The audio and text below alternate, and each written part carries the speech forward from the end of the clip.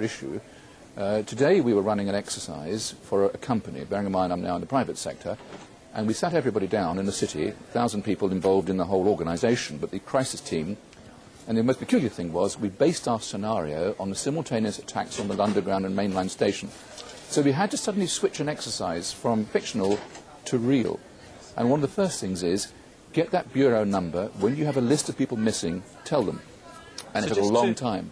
Just to get this right, you were actually working today on an exercise that envisioned virtually this scenario. Almost precisely. I was up until 2 o'clock this morning because it's our job, my own company, Advisor Consultants. We specialise in helping people to get their crisis management response. How do you jump from slow time thinking to quick time doing? And we chose a scenario with their assistance which is based on a terrorist attack because they're very close to a property occupied by Jewish businessmen. They're in the city, and there are more American banks in the city than there are in the whole of New York.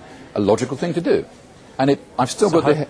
I was going to say, how extraordinary today must feel for you as it unfolds. You mentioned a few moments ago there our experience with Irish Republican terrorism. And of course, it was very different, wasn't it? Because however perverted their behaviour, the IRA believed itself to have some sort of code of honour and tended to issue warnings, although of course they often came late to do any good.